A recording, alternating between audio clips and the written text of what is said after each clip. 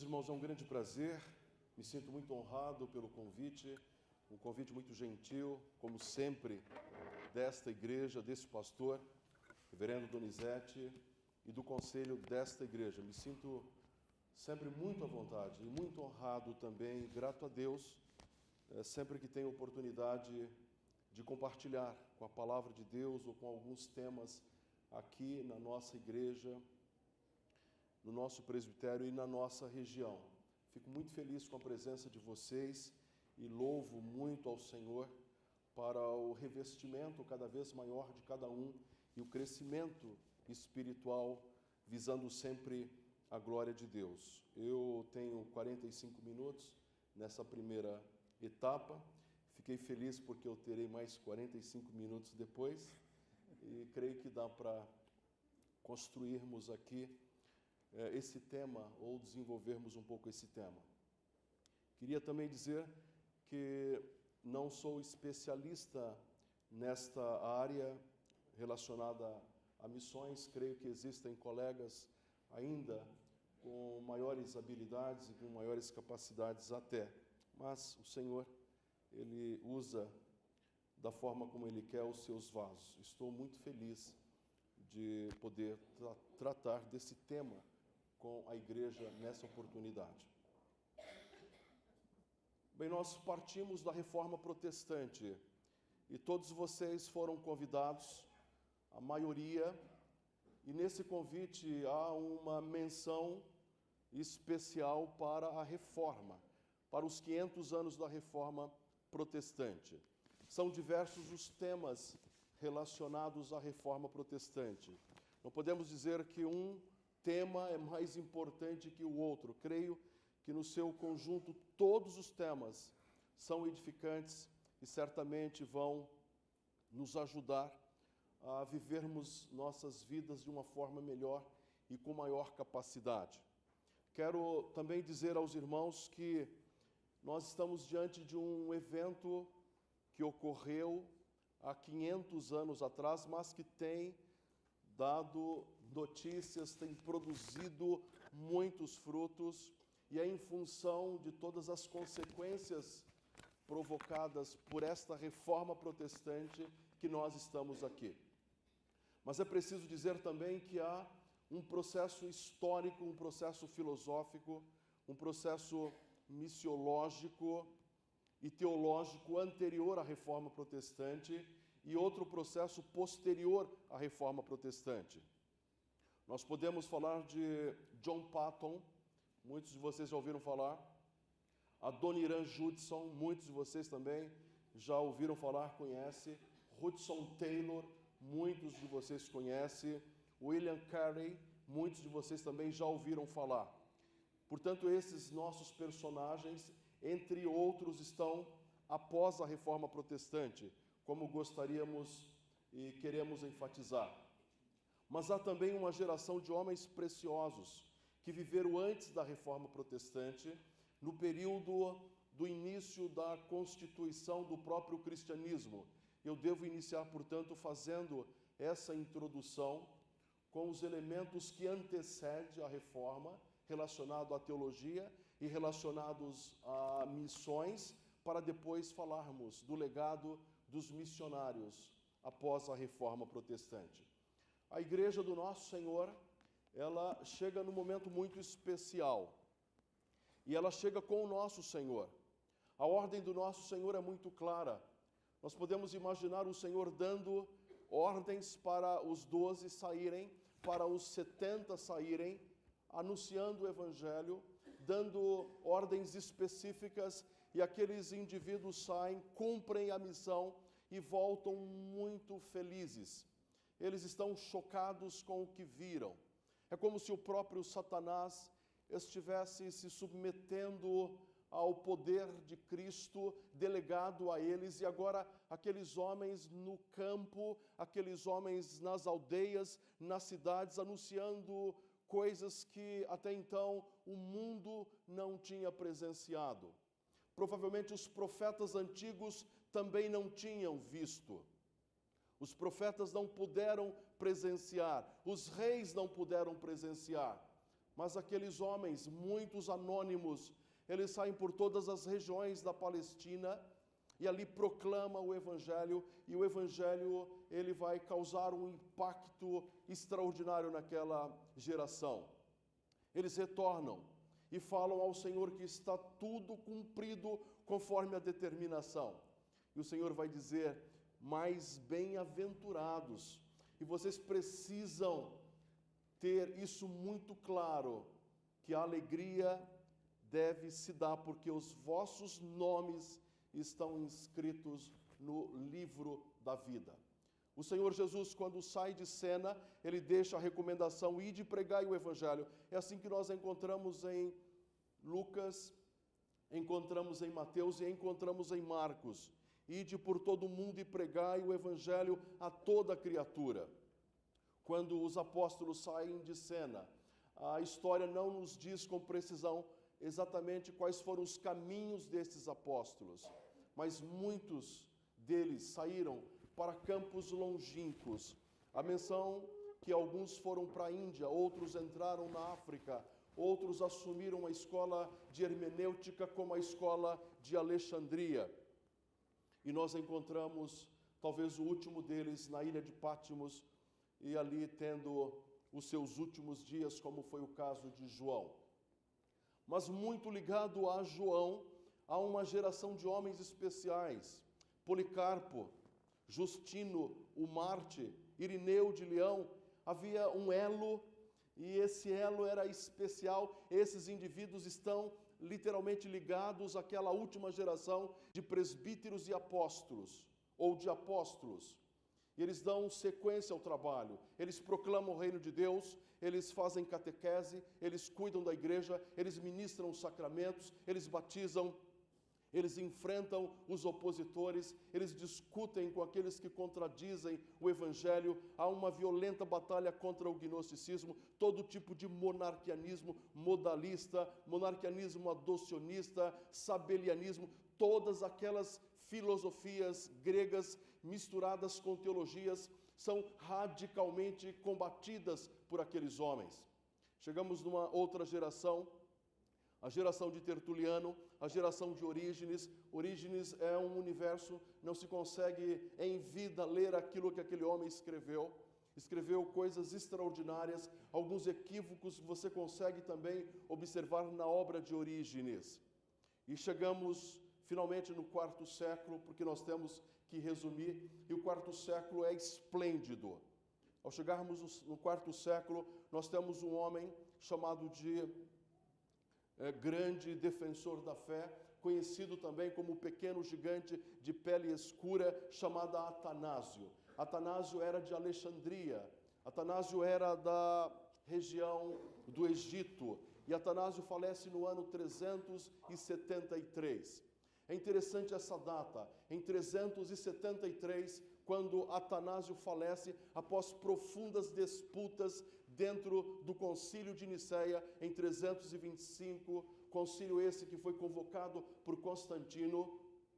Nós observamos que no ano da morte de Atanásio, nós temos Gregório de Nazianzenzo, Gregório de Nisa e Basílio de Cesareia, como também uma mulher chamada Macrina, que estão lá na faixa dos 40 anos de idade, quando Atanásio morre. Temos também um outro grupo que estão na faixa dos 30 anos, que é o caso de Ambrósio de Milão e de São Jerônimo. E nós temos um homem, quando Atanásio morre, que está aproximadamente chegando aos 20 anos de idade, e esse homem é Agostinho de Hipona, nascido em 354. Aqui, meus irmãos, nós realmente ficamos impressionados, porque até então o mundo estava totalmente paganizado. O mundo, antes de conhecer a Cristo, os apóstolos, os presbíteros, os pais apologetas, os pais polêmicos, toda essa geração de grandes teólogos, esse mundo está absolutamente perdido. Há trevas por todos os lados. A beleza e a sutileza da filosofia grega não foi capaz de resolver o problema do homem. Toda a habilidade da jurisprudência, da administração dos romanos também não teve como resolver os principais problemas do homem. A violência e o novo modelo de administração dos bárbaros também não foi e não teve condição para reorganizar o mundo. Mas esse mundo está sendo reorganizado. É muito impressionante como o mundo pagão, em 5 séculos, se transforma no mundo cristão. E isso nós temos que observar. O mundo sai do paganismo para o cristianismo nesses primeiros 5 séculos. E nós encontramos um jovem ainda muito novo que vai fazer um papel de gigante chamado Úfilas. Úfilas é do 4º século, ele é do começo do 4º século, ele é um escravo e ele começa a evangelizar. Então observem que quando nós falamos de reforma protestante e todos os legados da reforma protestante, parece que é algo muito parecido e não pode funcionar como uma espécie de reflexo ou espelho lá no passado, porque quando a igreja do nosso Senhor, ela se mantinha uma igreja firme, uma igreja segura, uma igreja credal, uma igreja que estava fincada sobre a Escritura Sagrada, ela produzia coisas extraordinárias e coisas tão grandes que mudaram radicalmente a história do mundo. E foi isso que aconteceu. Naquele início de cristianismo, Úfila sai para o meio dos godos. Úfila está no meio dos godos. Eles são ágrafos, são bárbaros, eles não têm escritas, eles comunicam-se oralmente. E ele vai, inventa um alfabeto, constrói uma gramática, ele constrói uma língua, ele traduz uma Bíblia. E nós estamos ainda no início do 4º século. E aqueles homens foram alcançados, apesar de toda a sua brutalidade, a sua fome de vingança, o sangue que estava em suas mãos, eles são cristianizados. E nós encontramos esse homem quase que único no meio daquela violência toda, pregando o santo evangelho. Não está muito distante disto quando nós encontramos um outro indivíduo muito corajoso chamado São Patrício ou São Patrick. Ou nós podemos chamá-lo simplesmente de Patrick. Ele é capturado por homens também violentos da Irlanda. Ele é capturado nas Ilhas Britânicas, na Inglaterra, e ele é levado para a Irlanda. E depois de algum tempo ele volta para a sua região e volta como livre. E após voltar como livre, ele tem impressões, ele vai tendo a ideia, a consciência de que precisa voltar para a Irlanda. E ele volta para a Irlanda não mais como um escravo, mas ele volta como um servo de Deus, com a palavra de Deus nas suas mãos, e ele começa a evangelizar a Irlanda. O que é impressionante, não fica um único metro quadrado da Irlanda, terra tão perigosa que os romanos e as suas legiões não se aproximavam. Os habitantes da Irlanda traziam tantos problemas, eram tão violentos que as legiões romanas tinham medo de se aproximar da Irlanda. E Patrick foi para aquela região e ele evangelizou. Um modelo diferente de evangelização, porque não ficou um único canto da Irlanda que ele não proclamasse o evangelho. O resultado, mosteiros cristãos foram fincados de norte a sul, de leste a oeste, no centro da Irlanda. Eles simplesmente foram abraçados pelo cristianismo. E os irlandeses, segundo alguns autores, salvaram, no período medieval, a história e a tradição da própria civilização ocidental.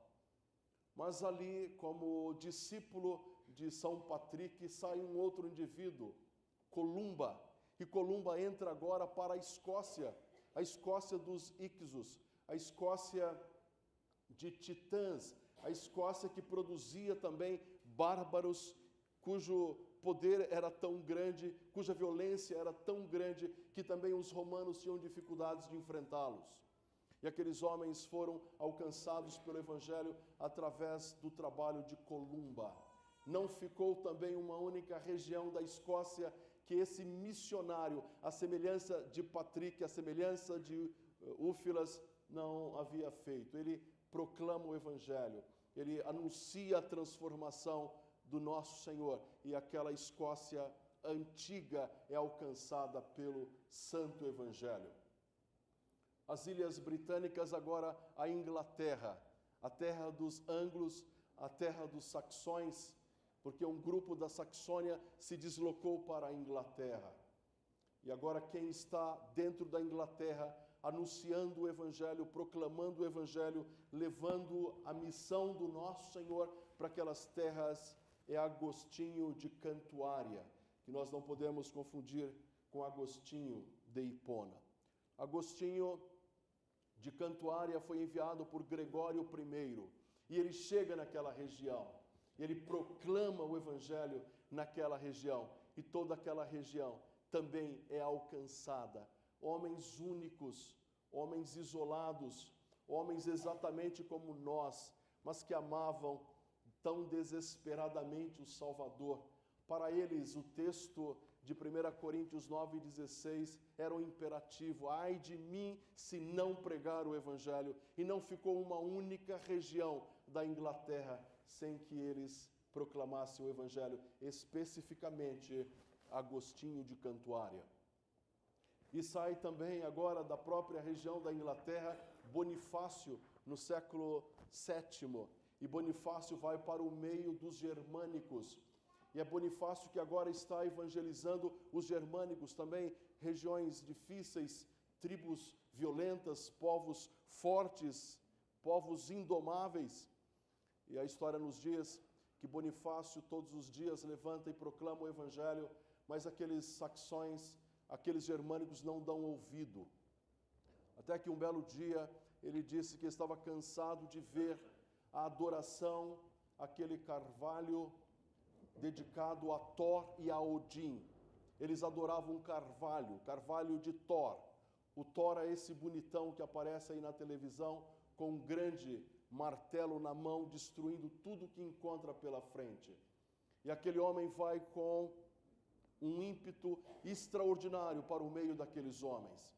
E lá no meio daqueles homens, num determinado dia, ele acorda e diz: hoje eu coloco fim nessa história. Amolou um machado. E diante da perplexidade daquela geração toda, ele se dirigiu até o carvalho gigante de Odin e de Thor e começou a derrubar o carvalho.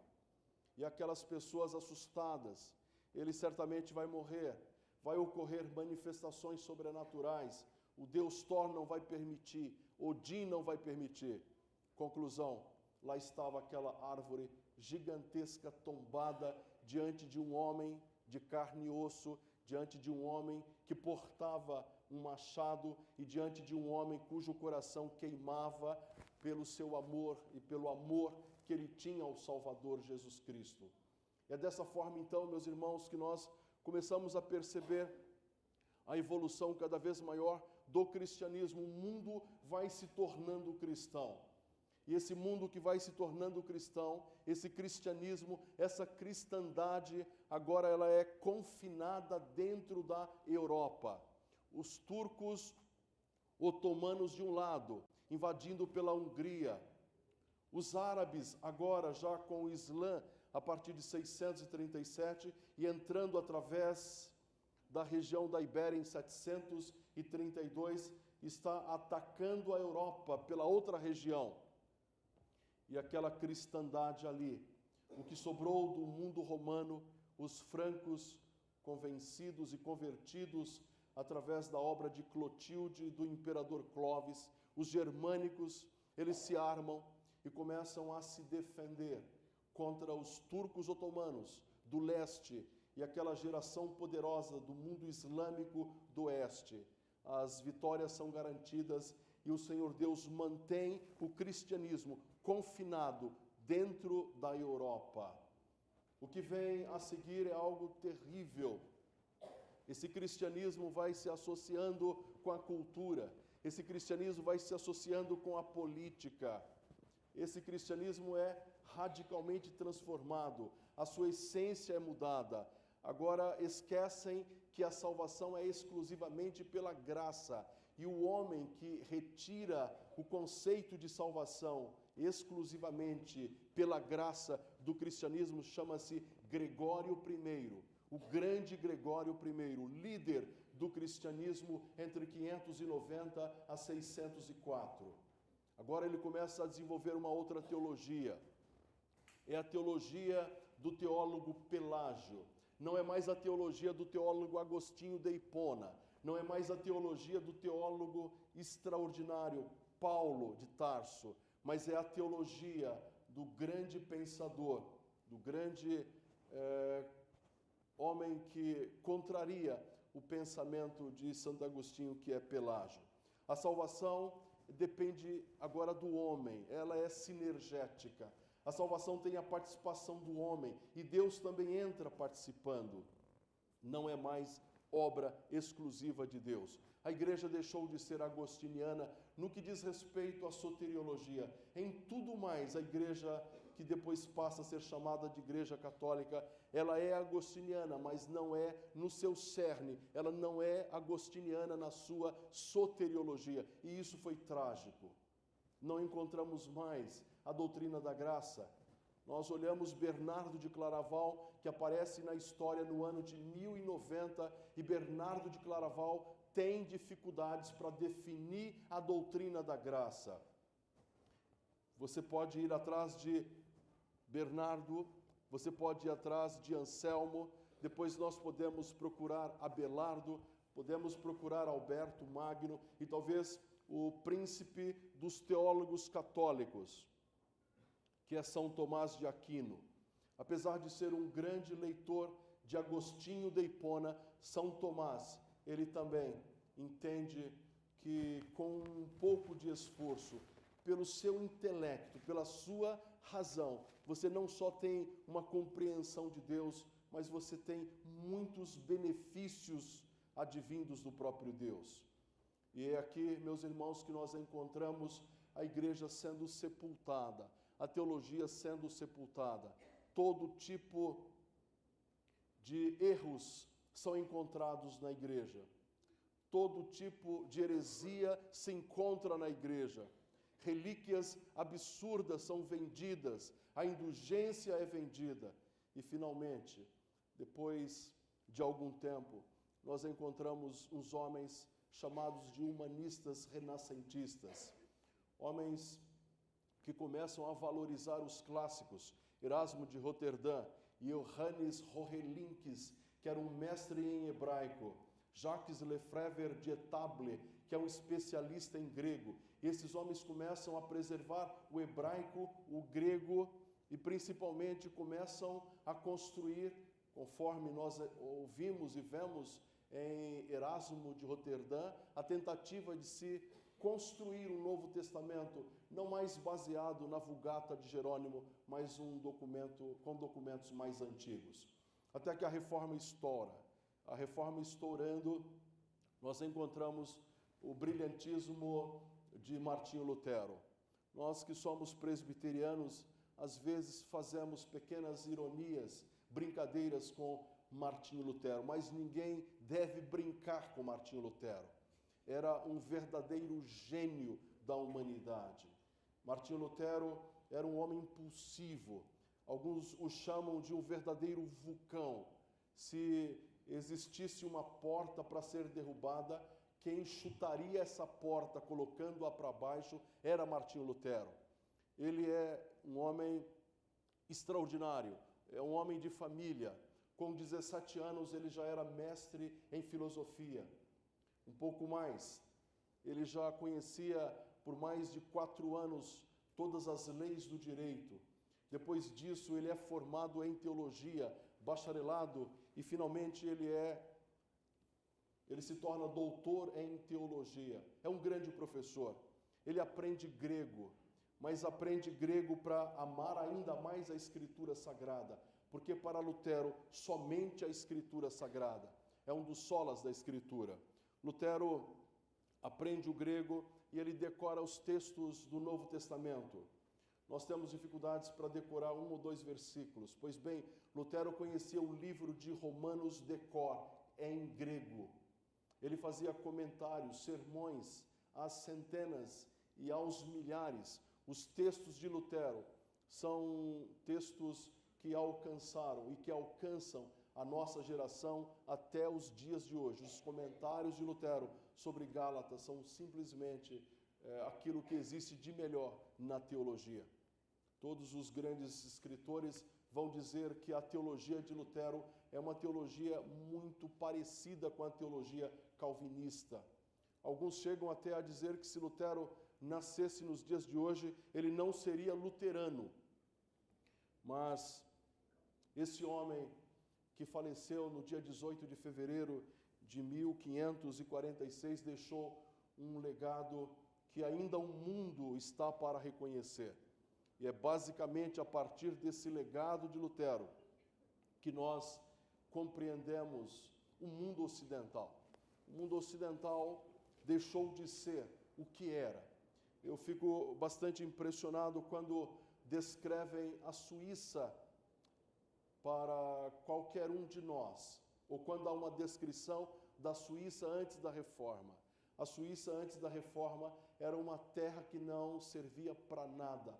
A única coisa que a Suíça produzia eram mercenários, porque os jovens da Suíça, eles eram contratados para fazerem parte de exércitos estrangeiros.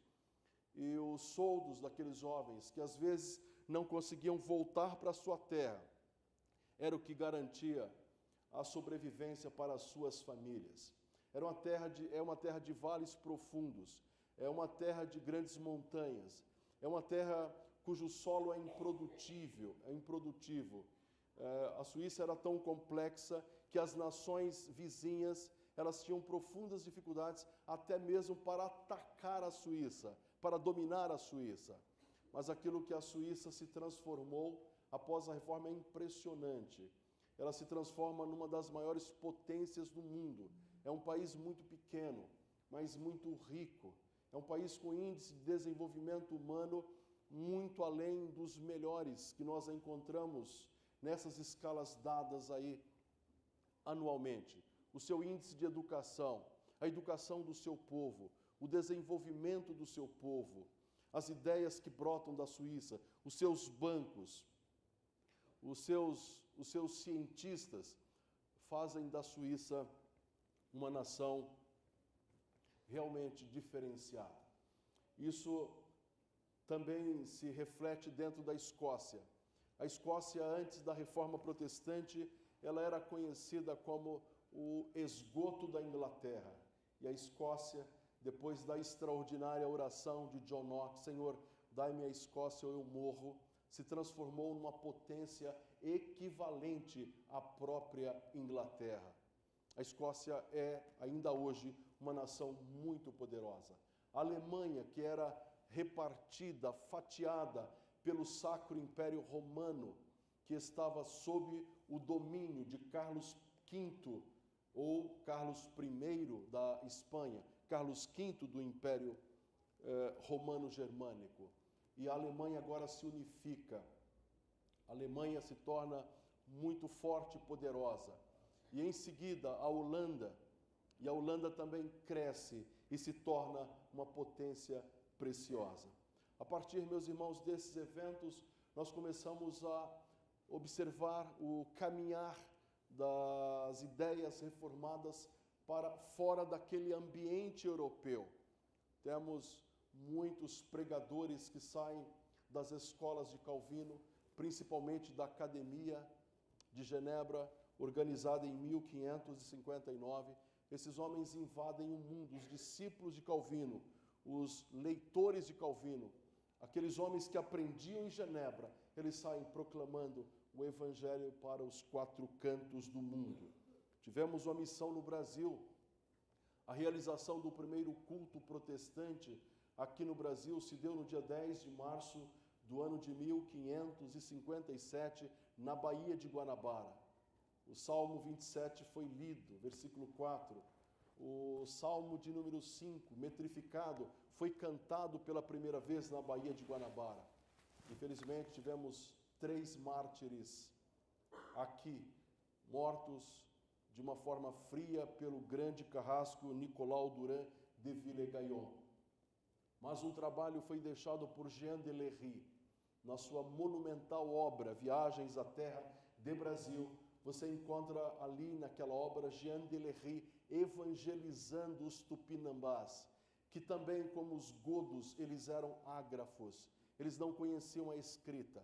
Jean Delery, um jovem calvinista, Jean Delery, um sapateiro, Jean Delery, um estudante de teologia, ele constrói o alfabeto tupinambá, ele constrói as sílabas, ele constrói as palavras, ele constrói as ideias, uma enciclopédia é feita, as traduções são feitas para o francês, e tudo isso está na sua monumental obra Viagens à Terra de Brasil. O Evangelho já começa a sair dos limites da própria Europa, esse Evangelho segundo o pensamento reformado. No século XVII, vamos encontrar agora uma outra potência se levantando, a Holanda, e a Holanda já estabelece uma missão aqui no Brasil.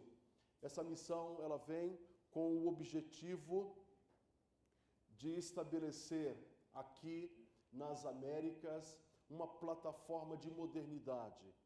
Olinda, Recife, fundamentalmente, foi escolhida. E ali o príncipe Maurício de Nassau constrói um laboratório experimental de modernidade. Ele ficou no Brasil entre 1637 a 1644. E essa obra monumental foi deixada ali. Construções, historiografia, prédios, obras de artes, centros astronômicos, pontes, diques, igrejas, todo tipo de arte. Grandes pintores como Alberto Ecaute e Franz Post deixaram o que há de melhor da pintura do Nordeste do século XVIII para quem quiser ver e ouvir. Esses homens eram calvinistas, esses homens eram reformados, e eles tentam fazer essa missão aqui no Brasil. Há um jovem chamado João Ferreira de Almeida, um menino português, convertido ao protestantismo, ao ler um pequeno folheto em espanhol que falava do protestantismo. E aquele menino, João Ferreira de Almeida, ele se torna um pastor predicante da Igreja da Reforma, a Igreja da Holanda. E é esse jovem, ainda tão novo, com 16 anos, que já fazia os seus experimentos, as suas traduções. E ele faz uma tradução muito rica e preciosa, que é a nossa tradução, a tradução que você está carregando aí de Bíblia, foi feita, foi realizada pelo jovem João Ferreira de Almeida. Trabalhou mais de 20 anos numa tradução. E quando mandou os seus documentos para serem impressos na Holanda, perderam os seus documentos. Os documentos todos desapareceram. E ele teve uma outra vida, praticamente, para recomeçar nova aventura na tradução. Não conseguiu terminar. Chegou até o texto de Ezequiel. E quem deu sequência nessa tradução foi um dos seus discípulos. Mas a tradução dele chegou. É a que nós usamos, e certamente por muitas gerações. Nossos filhos e nossos netos haverão de usar essa tradução. Fruto de um homem, de um único homem, um jovem português que amava o Senhor Jesus, que se tornou pastor da Igreja Reformada Holandesa, que trabalhou no mais extremo e longínquo região asiática, e morreu, meus irmãos, sem conhecer, talvez, os resultados e o fruto do seu gigantesco trabalho. Nós temos a história dos primeiros pais peregrinos que saem da Europa e vão para os Estados Unidos. E ali, aqueles homens constroem uma grande nação, como Nova Zelândia, Austrália, Canadá. São pontos que foram devidamente escolhidos e separados para se desenvolver o trabalho da reforma protestante. E pela graça de Deus, pela misericórdia do Senhor, o bendito Deus fez com que o seu evangelho brotasse. Muito bem, a partir da Reforma Protestante, que se deu no 31 de 10 de 1517, nós temos uma outra situação. Como eu disse a vocês, os primeiros 5 séculos, o mundo saiu do paganismo para o cristianismo total. Mas nesses últimos 500 anos que nós presenciamos e no qual nós estamos inseridos, há exatamente o inverso. O mundo, a partir de 1500, ele está deixando de ser protestante, cristão, para ser um mundo pagão. Ele está deixando de ser um mundo cristão para ser um mundo pagão. Mas alguns de vocês poderão perguntar, mas e a Reforma Protestante? Como é que a Reforma Protestante permite isso? Eu queria dizer aos irmãos, sem nenhum problema, que a Reforma Protestante está retardando o degringolar total e absoluto desse mundo. Porque o que nós temos visto, o que nós temos presenciado, o que a mídia passa, o que se produz nos jornais, nas revistas, nos documentos, o que está sendo pregado dentro da universidade é um desmantelamento de todas as estruturas cristãs. Toda a ênfase da ética e da moral cristã judaica está sendo destruída. O conceito de família está sendo destruído. O conceito de igreja está sendo excluído e destruído. Portanto, o mundo está implodindo. O mundo não caminha para um ápice de perfeição, mas o mundo caminha para uma situação desastrosa, problemática, perigosa, exatamente como o Senhor Jesus Cristo nos ensinou. E é aqui, meus irmãos, que na próxima etapa, que vai ocorrer daqui a pouco, eu gostaria de entrar para verificar como Deus está usando a reforma para impedir, como sal, que este mundo ele apodreça de uma vez por toda e definitivamente. Quais são os mecanismos de Deus? Quais são os homens que Deus tem levantado? Quais são os pensamentos que têm existido no presente momento para que o nome de Deus seja glorificado ainda? E esse nome sendo glorificado, essas ideias sendo pregadas, nós estamos retardando um falecimento, uma falência completo do nosso universo e do nosso planeta. O passo seguinte que eu darei, eu vou mostrar para os irmãos como a Reforma Protestante produziu alguns homens que eu já citei aqui no começo, John Wesley, os irmãos moravianos, John Bunyan, Jonathan Edwards, David Brainerd, e aí nós vamos também falar um pouquinho de William Carey, vamos falar de Hudson Taylor, Adoniram Judson, Jonathan Goforth e John Patton. Isso é fundamental para que possamos ter um quadro completo de um período que nós saímos do paganismo para o cristianismo, para um outro período que nós estamos saindo do cristianismo para o paganismo. E a coisa não seria mais acelerada, não é tão acelerado, justamente porque a Reforma Protestante impede, pela misericórdia de Deus, através de Deus, o avanço da maldade e o avanço de Satanás. O legado missionário da Reforma Protestante. Ai de mim, se não pregar o Evangelho.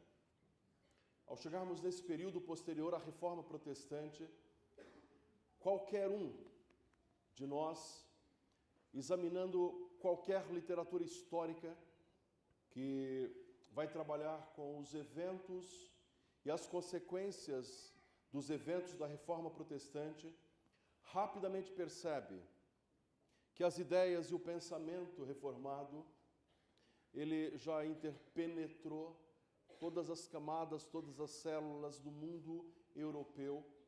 E aquele mundo europeu agora respira um oxigênio mais suave, um oxigênio mais limpo, e isso os leva a pensar em outras regiões, em outros povos. Apesar dessa interpenetração do pensamento da reforma em toda a Europa, o problema não estava solucionado. O problema ainda era grave. Existiam pessoas cujo coração ainda não tinha sido transformado e revestido, não tinha sido renovado e lavado pelo sangue do Cordeiro. E essas pessoas vestidas de espirituais, vestidas de religiosos, ocupando cargos muito importantes dentro não só da estrutura política como religiosa. E são muitos os perseguidores, são muitos os opositores, aqueles que estão a serviço do próprio Satanás na tentativa de impedir o avanço da mensagem do nosso querido Salvador. Mas mesmo assim, nesse solo, às vezes, apesar de reformado infértil, Deus começa a levantar homens, ainda mais, e esses homens vão nos deixar um grande legado. Na terra de John Wycliffe, William Tyndale, Richard Baxter, nessa Inglaterra tão preciosa de Joe Owen, o Senhor levanta um homem cuja descrição é: ele era um latoeiro, uma espécie de funileiro, chamado John Bunyan. E esse homem, com a sua simplicidade, segundo os historiadores, ele não teve oportunidade para cursar as grandes escolas da Inglaterra. Mas isso não significa que ele era um homem inculto. Ao contrário, o Senhor vai trabalhar na vida de John Bunyan, vai levantá-lo e vai constituí-lo um grande proclamador do Evangelho dentro da Inglaterra já anglicana. E nós estamos já no século XVII. Ele é de 1628 e falece lá por volta de 1689. E aquele homem, na sua simplicidade, ele começa a pregar o Evangelho dentro da Inglaterra. Ele também está procurando modificações na Inglaterra. A igreja anglicana, ela não é suficiente para resolver o problema espiritual daqueles homens. Eles entendem que a igreja anglicana não foi suficiente para proporcionar uma reforma de raiz, uma reforma verdadeira e genuína. E aí explodem o que nós conhecemos como os puritanos. Talvez o maior deles ainda continua sendo John Owen. Escreve uma obra maravilhosa que nós conhecemos, A Morte da Morte da Morte de Cristo. Essa obra, ela tem provocado um efeito maravilhoso em gerações. Mas esse John Bunyan pastoreou a sua família, uma família muito simples. Algumas pessoas poderão dizer: mas eu não sabia que John Bunyan, ele era um missionário. De fato, não um missionário segundo essa nomenclatura que nós temos hoje, com as atitudes que nós temos hoje de um missionário. Parece que ele era um homem realmente envolvido com a Inglaterra e com a pregação do Evangelho dentro da Inglaterra. Mas aquele homem produz uma obra. Alguns vão dizer: a obra que John Bunyan produz é uma espécie de confissão de fé em gráfico. É como se ele pegasse a confissão de fé de Westminster e descrevesse essa confissão. E o livro que nós conhecemos, o mais famoso dele, é O Peregrino. Esse livro cumpre o papel de um missionário como nenhum outro missionário, ou como os grandes missionários. Muito provavelmente os avós de vocês conheceram o Peregrino, os pais de vocês conheceram o Peregrino, e alguns de vocês se encantam ainda com o Peregrino. Agora, numa edição muito bonita, resumida, porque contém não só o Peregrino, como a segunda parte, que é a Peregrina. E esse livro tem entrado em todas as regiões, em todos os continentes. E as pessoas têm lido, têm observado aquele fardo extremamente pesado que o cristão precisa carregar, narrando, contando as dificuldades que um homem comum tem até chegar em paz na presença e diante da face do seu Criador. Pois a obra de John Bunyan tem cumprido esse papel, esse legado maravilhoso de levar o Evangelho de Cristo. E muito provavelmente, eu creio que é incalculável saber as multidões que foram ricamente abençoadas através da instrumentalidade da obra de John Bunyan. Passou mais de 12 anos preso dentro praticamente de uma prisão caverna. E ele vai narrar da sua angústia quando a sua pequena filha o visitava.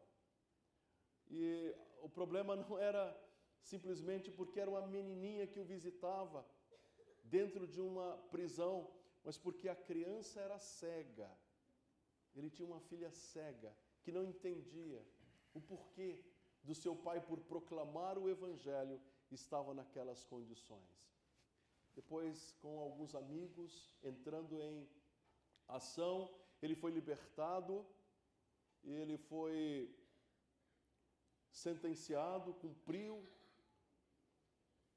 a sua pena e, ao colocar os pés fora da prisão, ele continuou pregando o Evangelho. E até o fim da sua vida, transformou-se num dos pastores mais celebrados dentro da Inglaterra. Um outro irmão precioso que começa também a divulgar o Evangelho, ele sai do meio do movimento chamado movimento pietista. Ele é conhecido como Spener. Era um intelectual, mas um homem também que vivia e que pensava de uma forma espirituosa, considerava a emoção, considerava as experiências e inicia um processo que vai mudar a teologia da Igreja Luterana. O discípulo dele, Frank, também vão começar a pregar o Evangelho, e destes dois homens nós encontramos o conde Zinzendorf. Esse conde Zinzendorf, ele recebe na sua propriedade aproximadamente 300 pessoas que vêm da região da Morávia, e ali formam uma grande comunidade, e a partir dessa comunidade nós encontramos eles preocupados com a evangelização. O grupo abraça o Evangelho, e nós, meus irmãos, estamos diante de um grupo de homens que não tem mais limites em termos de avançar o Evangelho. Os moravianos, eles promovem uma reunião de oração ininterrupta que simplesmente vai durar 100 anos. Imagine uma reunião de oração cuja duração são 100 anos. Os moravianos, eles se vendiam como escravo. Eles mandaram missionários para a região aqui do Caribe, e na região do Caribe eles se venderam para senhores de escravos, para que no meio dos escravos eles tivessem a oportunidade de pregar o Evangelho, falando do amor de Cristo aos escravos, aquelas pessoas que não tinham mais esperança, e centenas deles foram alcançados pelo Evangelho. Esses homens são diferentes. Mandaram missionários para todos os pontos do planeta. Ainda hoje, os moravianos são celebrados como grandes propagadores do Evangelho. Um homem que se beneficia dos moravianos e também está reagindo àquele escolasticismo protestante, que é a ideia de que o protestantismo já está saindo do eixo, é John Wesley. Ele é metodista, mas como metodista faz um trabalho de gigante. A história de John Wesley começa com o seu pai, Samuel Wesley, que era um pastor, e esse pastor é um pastor que se envolve. A mãe de Wesley também é uma irmã especial. E a história nos diz que, muito novo, Wesley foi resgatado de dentro da sua casa, que pegou fogo e estava toda já caindo, as labaredas queimavam tudo, eles perderam tudo. E aquele menino estava ainda dentro da casa, e eles se reuniram no quintal, na esperança, orando, pedindo a misericórdia de Deus para uma intervenção, ou para que alguém, de alguma forma, arrancasse a criança do meio do fogo. Uma família enorme. E depois de algum tempo, já diante do choro, o próprio Wesley sobe numa mala, passa por uma janela. Alguns irmãos, um sobe sobre os ombros uns dos outros e resgata a criança. E depois ele será chamado de o tição retirado do fogo. De fato, Wesley foi um tição, mas não um tição que apaga, mas ele foi uma tocha acesa. E novamente nós devemos aqui gratidão a Deus pela vida deste homem. Costumamos taxar John Wesley de arminiano, e de fato ele era arminiano, mas foram poucos os calvinistas que trabalharam tanto e de uma forma tão desprendida pelo Evangelho como foi John Wesley. Aquele homem, meus irmãos, tinha um irmão, e esse irmão também o capacita, o ajuda. É um músico especial. Eles compõem dezenas de hinos. Eles pregam em toda a Inglaterra. Eles são anglicanos, a igreja anglicana não permite que eles preguem dentro das igrejas. E eles não se importam com isso, eles vão para fora, para o quintal, sobem lá em qualquer coisa, e multidões começam a ouvir aqueles homens. John Wesley, Charles Wesley, eles vão se equipando. John Wesley também era um grande erudito. Ele era um homem que conhecia o hebraico como ninguém, conhecia o grego como ninguém, conhecia o latim como ninguém. Ele escrevia obras literárias. Os sermões de Wesley são famosos e produtivos. E Wesley, ele fala da sua ingenuidade quanto ao Evangelho, apesar de ter nascido no Evangelho, e ficou impactado com a obra dos moravianos, numa viagem em que uma tempestade os apanhou, e ele, desesperado como um cristão imaturo, ele disse que olhou para o semblante de cristãos moravianos, e aqueles homens, eles demonstravam uma paz de espírito tão grande, que ele disse: eu sou cristão, eles são cristãos, mas eles são diferentes. E ele foi se aconselhar com os moravianos, e os moravianos contribuíram ainda mais para a inteligência, para o desprendimento e para a força evangelística de John Wesley. John Wesley, ele vai ter um problema sério na definição de uma doutrina sobre santificação. Essa doutrina de Wesley sobre a santificação é muito difícil para nós entendermos. E alguns não consideram. Mas era um homem que se preocupava com a santidade das pessoas. Ele também, como John Bunyan, olhava para a Inglaterra, e a Inglaterra estava com sérios problemas espirituais. Ele vai para a Geórgia, prega o Evangelho na Nova Inglaterra, e multidões, convulsionando, estão diante dele, e ele prega. Ele não teve tanto sucesso na Nova Inglaterra, mas dentro do seu território, poucos homens foram tão celebrados, tão respeitados como John Wesley. Ele inicia uma verdadeira revolução dentro da Inglaterra. E lá no final da sua vida, porque ele nasce em 1703 e morre em 1791. Ele sobrevive por cerca de 88 anos. Ele enterrou seus irmãos, ele enterrou muitos amigos deles, ele enterrou o próprio George Whitefield e sobreviveu. Teve uma vida longeva pregando a palavra de Deus. Esse homem também nos traz um legado muito especial na proclamação do Evangelho e pregou por toda a Europa. Nós encontramos, juntamente com John Wesley, George Whitefield.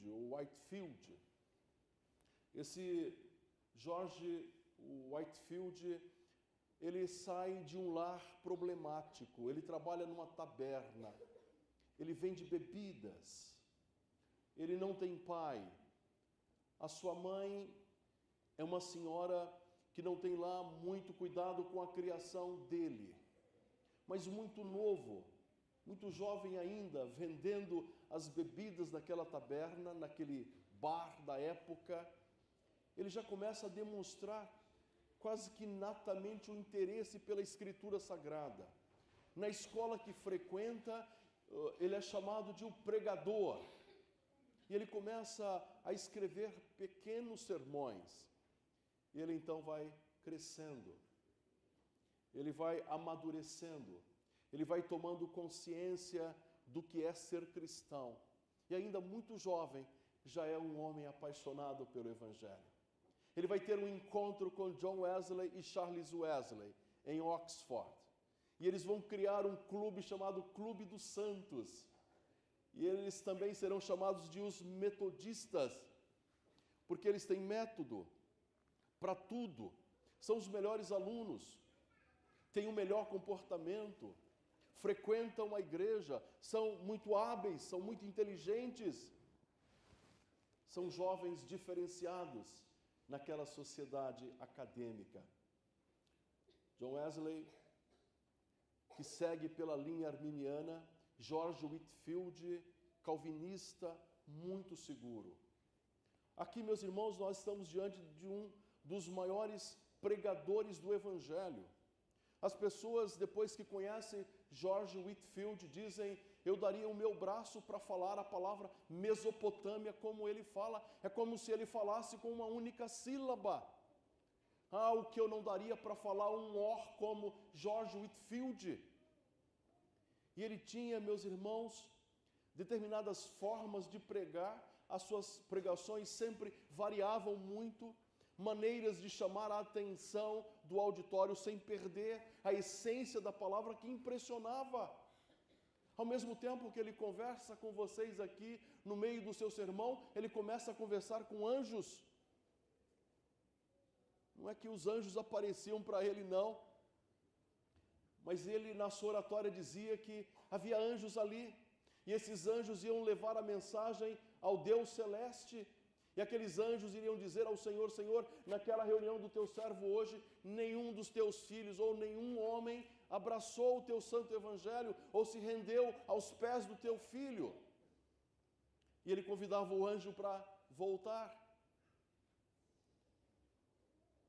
E chamava a atenção das pessoas e continuava pregando e fazia lá, a uma certa altura, o chamado para a mudança de vida. E as pessoas se rendiam diante dele. Determinados indivíduos com dinheiro diziam: já estou cansado de emprestar ou dar dinheiro para George Whitefield. Se ele me pedir prata, não vai ter. Não vai ter um único tostão do meu dinheiro. E aquelas pessoas iam para os sermões de Whitefield. E depois da mensagem, eles falavam: não teve jeito. Ele levou o meu bronze, a minha prata e o meu ouro. Mas o dinheiro não era para ele. Ele tinha um cuidado especial com crianças órfãs. Ele mantinha orfanatos na Nova Inglaterra. Ele cuidava de crianças na Inglaterra. Eles não tinham posses. Eles viviam pedindo ajuda aos cristãos para auxiliar. essas crianças, exatamente como George Miller fez, que é o grande servo de Deus da Inglaterra, talvez o homem mais capaz, o mais produtivo, aquele que, segundo o testemunho da época, as pessoas diziam que sempre estava diante da face de Deus.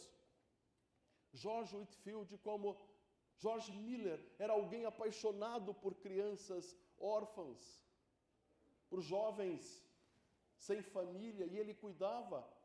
Ele atravessa o Oceano Atlântico pelo menos 13 vezes, pregando, anunciando o Evangelho.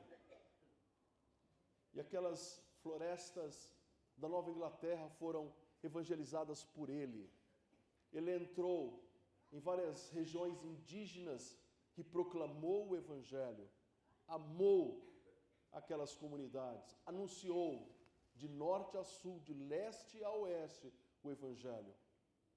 Amados irmãos, alguma coisa estranha acontecia com aquele homem, porque cada vez que ele se reunia para pregar, 5, 6 mil, 7 mil pessoas se reuniam para ouvi-lo. E algumas pessoas diziam, será que você me dá autorização para publicar o teu sermão? E quando olhavam para o sermão dele escrito, as pessoas não viam nada diferente, era muito simples. De fato era simples. Mas quando passava pela mente daquele homem, quando passava pelo coração daquele homem, que vivia em oração diante de Deus o tempo todo, e quando o sermão passava pelos seus lábios, trovões e relâmpagos eram produzidos, e aquilo não estava num papel frio. Esse homem, meus irmãos, viveu toda a sua vida ao lado de John Wesley e de Charles Wesley. Ele provavelmente deu início à igreja metodista calvinista galesa, que depois de algum tempo desapareceu. Enquanto John Wesley, no fim da sua vida, ele organizou, somente no fim da sua vida, o movimento como metodistas, que é hoje a igreja metodista. Outro homem especial, cheio de virtudes, capacitado por Deus, fruto da reforma protestante, e que vai nos deixar um legado especial, foi Jonathan Edwards. Esse americano, segundo os historiadores, constitui-se no maior filósofo americano, no maior teólogo americano, e certamente o maior pregador dos Estados Unidos. Era uma criança especial porque com 7 anos de idade, Jonathan Edwards já lia em latim. Ele já escrevia artigos a respeito de ciências. E ele está no meio de uma família enorme. São 11, 10 irmãs e ele, único filho homem. E eram de grande estatura. George Whitefield pregou muitas vezes ao lado de Jonathan Edwards. Jonathan Edwards muitas vezes se valeu da grande capacidade de Whitefield, mas ele desenvolveu um ministério também muito precioso. Os seus avós, seus pais eram pastores, e ele pregou o Evangelho de Cristo em muitas regiões nos Estados Unidos. Ele entrou para as regiões inabitadas, regiões de domínio indígenas, e lá também proclamou o Evangelho. Uma igreja de 250 membros, numa reunião estranha, colocou o Jonathan Edwards para fora do ministério. E então ele passou a viver nas fronteiras, pregando aos índios. Foi convidado para ser presidente do Princeton, mas quando se aproximava disso, foi inoculado por uma vacina de varíola, e aquela vacina, na sua reação, acabou levando Jonathan Edwards à morte. E aquele homem brilhante deixou um legado que até hoje os americanos têm profundo prazer em comentar. David Brainerd, Esse David Brainerd era um jovem de 19 anos, pregador do Evangelho, mas não era um pregador das urbes, das cidades. Ele seria um futuro genro de Edwards. Namorava com uma das filhas de Jonathan Edwards. E esse jovem, queimando pelo Evangelho, amando a Cristo, ele penetrava aquelas florestas em regiões inabitadas, de difícil acesso, abaixo de temperaturas enormes. E quantas vezes, segundo o registro, os próprios índios pegavam David Brainerd deitado orando sobre neves e com o seu corpo molhado de suor, porque ele dizia que ia ter com Deus até que o Senhor respondesse às suas orações. Passou a sua vida inteira pregando aos índios, aos peles vermelhas americanos. E muito jovem, muito novo, acabou falecendo. Não conseguiu casar com a filha de Jonathan Edwards. E depois de pouquíssimo tempo, a jovem, ela foi perdendo o vigor da própria vida, acabou falecendo também. E hoje ela se encontra ao lado daquele que seria o seu esposo. Homens de Deus, homens exatamente como nós, homens que não tinham amor à própria vida, sabiam o que realmente era sofrer pelo Evangelho, mas não havia impedimento, não havia temperatura, não havia oposição, porque para eles o imperativo é pregar o Evangelho, custe o que custar, se custar a própria vida, se custasse 10.000 vidas, eles dariam para proclamar o santo Evangelho. É impressionante como esses homens amaram o Evangelho, como esses homens se deram pelo bendito Evangelho.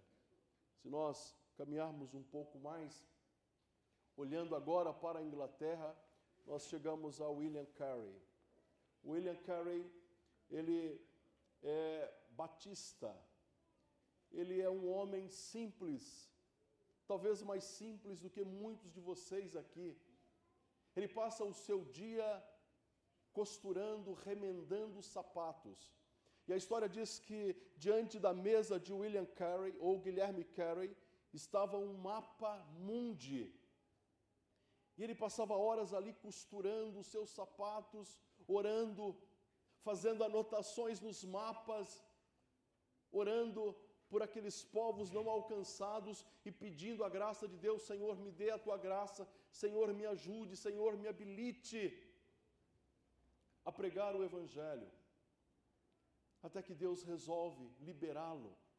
E ele conversa com as agências que ainda eram incipientes, as agências missionárias da época, e pede ajuda a um, pede ajuda a outro, a essa igreja local, aquela outra igreja local. E agora ele está preparado para se encaminhar para a Índia. E William Carey, ele pega o seu navio, a sua esposa relutante, atravessa milhares de léguas marítimas e finalmente chega na Índia. Meus irmãos, esse homem aprende línguas, dialetos da Índia dentro do navio. Ele foi capaz de aprender o idioma que se falava na época nas principais regiões da Índia dentro do navio. Vejam a operosidade, vejam o ânimo, a disposição desse homem para o serviço cristão. E isso fica muito ressaltado quando nós olhamos o perfil do cristão dos nossos dias, dos reformados dos nossos dias. E a pergunta é inevitável: o que nós estamos fazendo por amor a Cristo? Se pensarmos em termos de transporte, o protestantismo pode ser analogamente exemplificado como uma grande Ferrari. As outras religiões, algumas se parecem com a bicicleta, outra com a pandiola, outras com um carro de boi, outras, quem sabe, com um triciclo. E nós falamos, nós temos o melhor, ele é mais bonito, ele é genuinamente seguro, é garantido, tem velocidade, tem cor, tem brilho, tem charme. Não tem humildade. E as outras religiões, o hinduísmo, o shintoísmo, o budismo, com as suas carroças. Mas o problema, meus irmãos, é que essas religiões estão com os seus aparelhos devidamente untados e em movimento. E pelo que nos parece, muitos de nós sequer têm coragem de ligar o nosso automóvel, de colocar esse belo carro na rua, de mostrar de fato ao mundo o porquê somos protestantes, o que significa ser protestante, qual a contribuição que podemos dar para a sociedade. E se não fizermos isso, se o nosso carro estiver estacionado, os outros estão andando, o carro de boi, apesar de carro de boi, está andando, o triciclo, apesar de triciclo, está andando, as outras religiões estão em movimento, e nós não podemos estacionar. Carey chega na Índia, ele vai aprender mais de 30 dialetos. Ele começa a traduzir a Bíblia e traduz porções da Bíblia para mais de 30 dialetos. Sem recursos, ele leva uma tipografia para lá. Naquele primeiro momento, o Senhor coloca provações graves sobre aqueles homens. E uma das provações foi a morte do seu pequeno filho. A esposa não aguentou. Não bastasse todas as dificuldades, vejam o tipo de problema que esses missionários enfrentam. A esposa de William Carey enlouquece. E depois que ela enlouquece, poucos anos depois, ocupando o tempo dos principais missionários, porque precisavam cuidar dela, inclusive William Carey, por muitos anos, cuida da sua esposa, que está totalmente louca. Não é possível. E Deus permitiu isso. Deus permitiu. E ela falece. E aquele missionário, ele precisa agora reconstituir tudo de novo. Muda de um lado para o outro. Muda de uma região para outra. Até que finalmente ele consegue se estabelecer. Volta diversas vezes para a Inglaterra, pede ajuda, pede a misericórdia daqueles irmãos. Muitos o criticam. E ele sempre acaba voltando. A Índia, esse país extraordinário, com essa população imensa, com uma forte influência inglesa ali, torna-se pequena para aquele homem. Um único homem, que vai enfrentar tudo e todos, que ama o Senhor Jesus Cristo, que não tem amor à própria vida, que deixou tudo para trás, porque para ele, e ai dele, se ele não pregar o Evangelho. Esse homem é tão especial, que ele vai dando grafia para dialetos. Ele não traduz apenas a Bíblia para diversos idiomas, mas ele procura saber quais são os livros de cultura que vocês usam, quais são os livros religiosos que vocês usam aqui na Índia, e apresentam para ele. E ele traduz também esses livros. A contribuição dele é em todas as áreas, na educação, na filosofia, na economia, na pregação do Evangelho, na assistência social, no aperfeiçoamento político daquelas pessoas. E, fundamentalmente, ele é Importante porque ele ajuda a quebrar uma série de tradições monstruosas que pesava sobre aquela população. Esse homem realmente é um servo de Deus que merece o nosso profundo respeito. Um outro servo de Deus que nos deixa um legado extraordinário é Hudson Taylor, da família Taylor, da Inglaterra também. Essa Inglaterra é uma bênção para mandar missionários.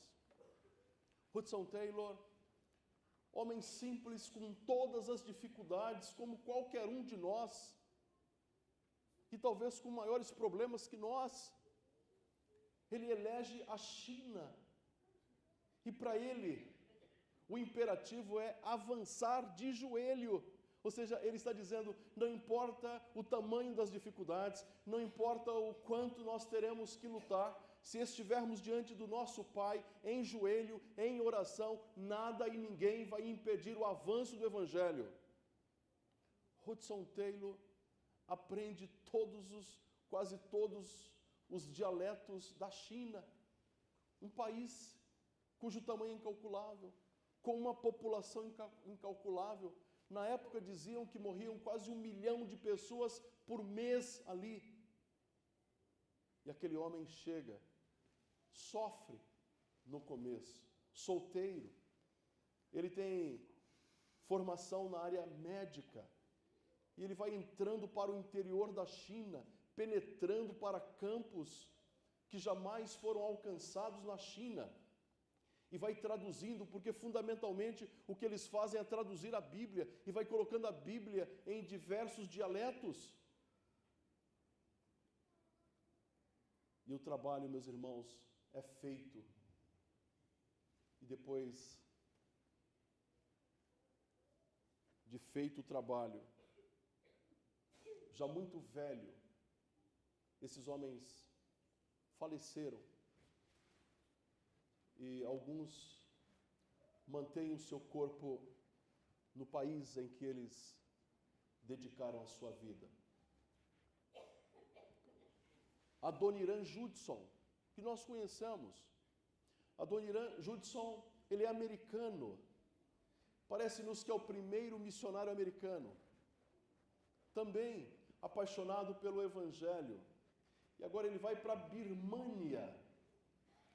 Talvez nós sequer tenhamos ideia da localização da Birmânia, mas é o extremo da Índia.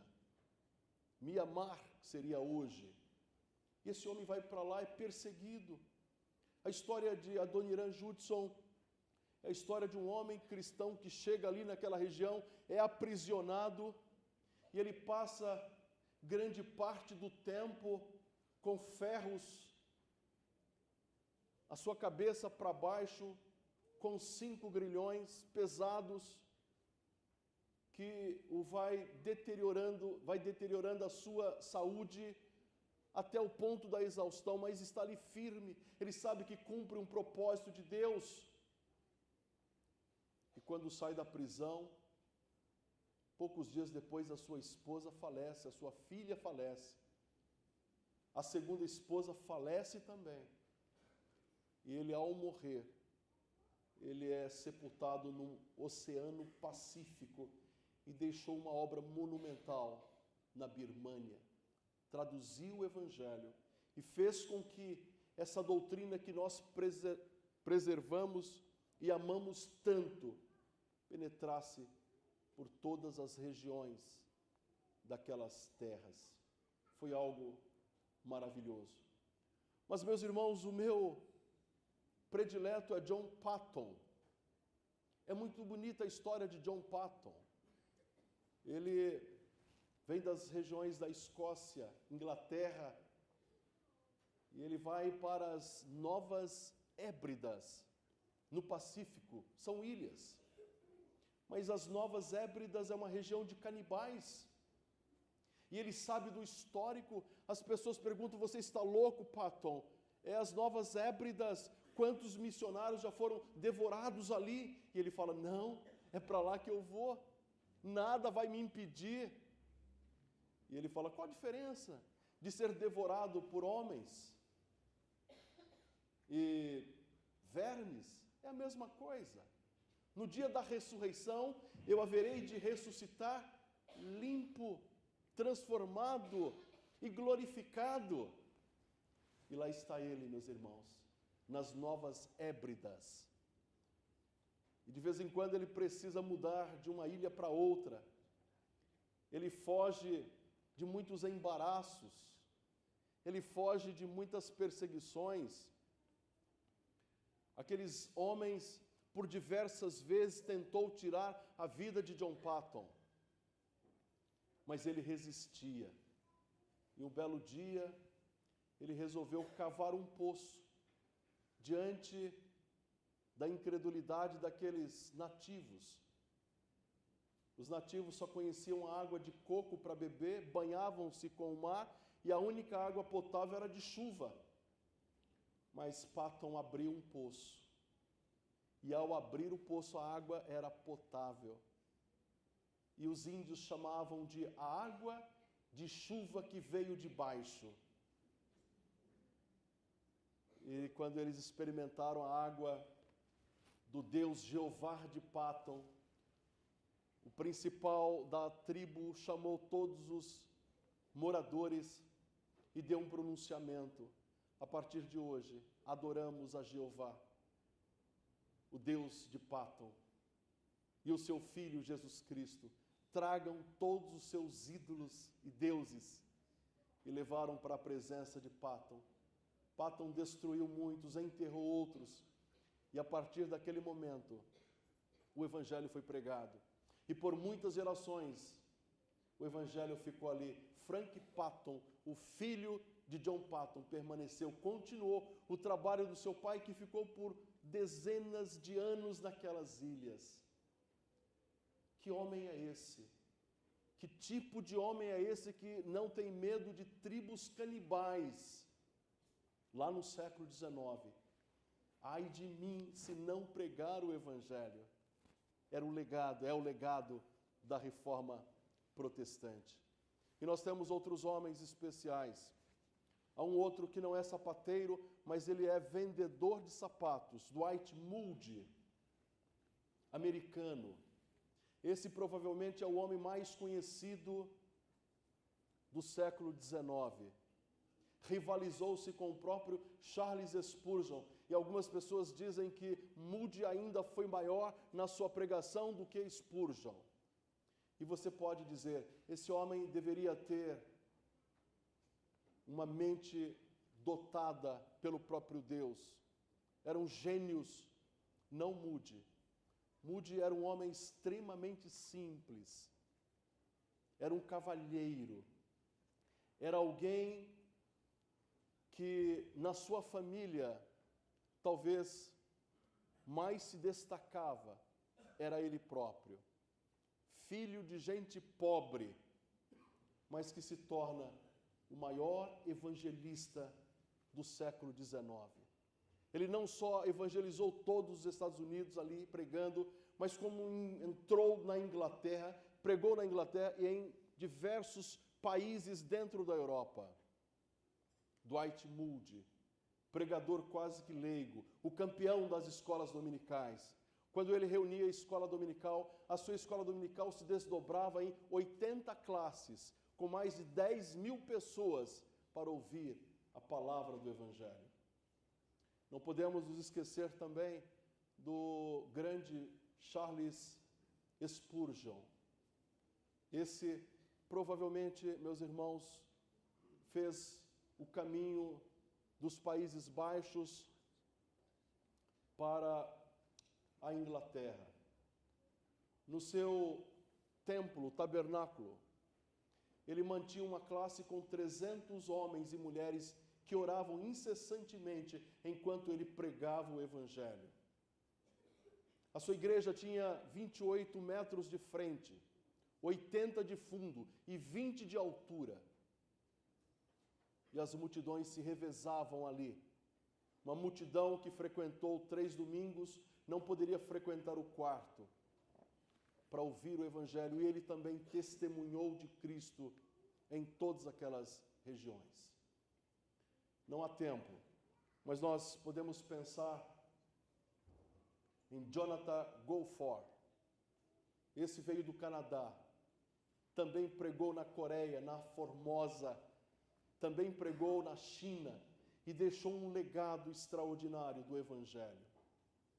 E o Senhor Deus, levantando homens, pequenos vasos, foi colocando esses indivíduos nesses pontos todos, nessas regiões todas, regiões longínquas, para que o seu filho não fosse ignorado.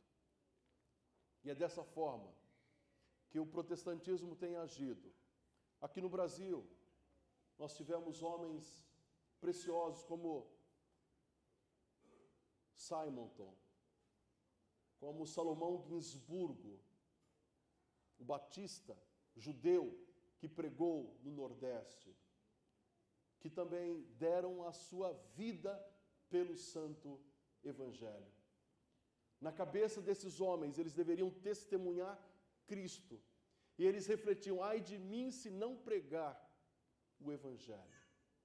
Por isso, meus irmãos, nós enfatizamos que é por conta desse trabalho e de tantos outros milhares, como esse aqui, que Deus ainda tem preservado esse mundo, essa sociedade e essa cultura. Esse mundo caminha para uma deformação. Os oponentes são imensos, os inimigos se multiplicam, mas Deus se faz presente através da sua igreja. E enquanto a sua igreja permanecer aqui, as portas do inferno não prevalecerão. E o papel de cada um de nós, da igreja aqui, de vocês que nos visitam, é somente esse: ai de mim se não pregar o Evangelho. É pregar o Evangelho. O bastão desse legado, todo esse legado precioso, está nas suas mãos. Há uma geração que clama pela palavra, e você é aquele que está portando esse bastão e deve colocar na mão das próximas gerações. Que o Senhor te revista de poder, de bênção, para que essa obra não pare. Amém.